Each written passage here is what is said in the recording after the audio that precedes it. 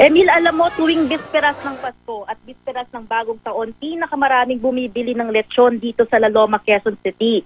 Naging simbolo na kasi ito ng kasaganahan para sa mga pamilyang Pilipino. Ang pinakamaliit na nasa 6 na kilo, naglalaro sa halagang 5,000 piso ang presyo.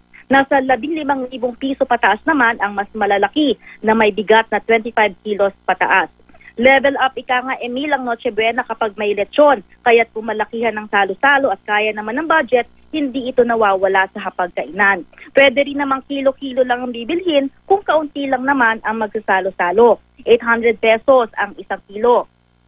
Ngayong Disyembre lang daw nakakabawi ang ilang maliliit na lechonan dito, gaya ng kay Mang Andoy. Mahina raw kasi ang benta nitong mga nakaraang buwan. Ang may-ari naman ng isang malaking lechonan dito, nagkwento na nagsimula lang sa 50 pesos na puhunan ang kanyang tindahan na 50 taon na ang nakalipas. Hindi raw siya nakakalimot na magbahagi ng biyaya.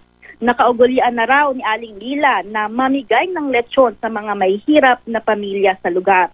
Hanggang hating gabi, Emil, bukas ang ilang mga lechonan dito sa La Loma at bukas din sila bukas, araw ng Pasko. At yan muna ang latest mula rito sa La Loma. Balik sa iyo, Emil.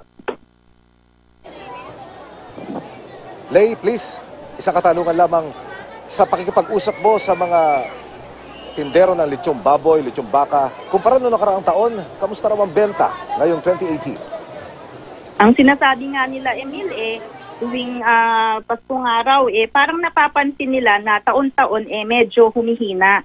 Pero natutuwa na rin naman daw sila kahit papaano kasi yung mga lugi nila nitong mga nakaraang buwan ay nababawi nila tuwing Disyembre, ganitong panahon ng Kapaskuhan, Emil.